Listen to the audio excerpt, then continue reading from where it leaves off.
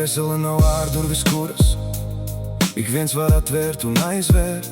Dvēsele neatsauksies, ja tu ar varu un spēku atlauž un aizcērt. Tā pacietīgi ilgi vienu vienīgu klusu čukstu gaidīs, tad kā pļava zieds atplauks un sanošu medus biti iekšā laidīs.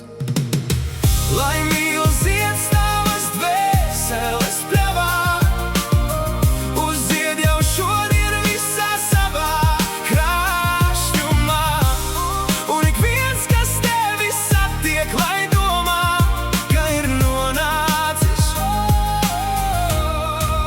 rožu dārzā. Bet cilvēka dvēsele ir līdzīga rozēm, kas plauks no mīlestības un rūpēm. Un ja kāds pret to izturēsies skarbi, kā zieds novītīs, paliks tikai asi ērkšķi. Lai mīl zieds tavas dvēseles pļavā, uzzied jau šodien visā savā krāšņumā, un ik viens, kas tevi satiek, lai domā, ka ir nonācis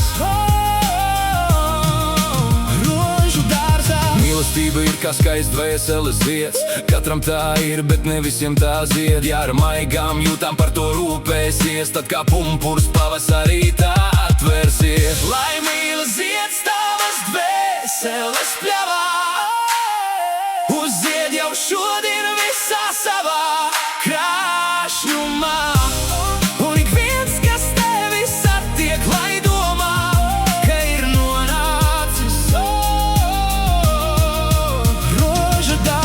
cilvēka dvēselē ir savs aromāts, tāpat kā ziedam, tikai nedaudz citāds. Lai dvēseles smarža piepilda katru dienu ar savu laipnību un labestību, ar savu līdzjūtību un mieru.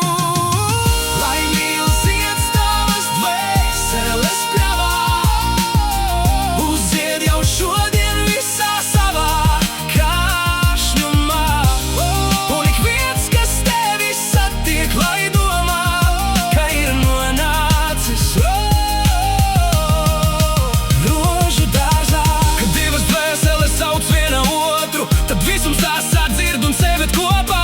Nevienmēr īstajā laikā un īstajā vietā, bet satikšanās ir neizbēgama tik un tā.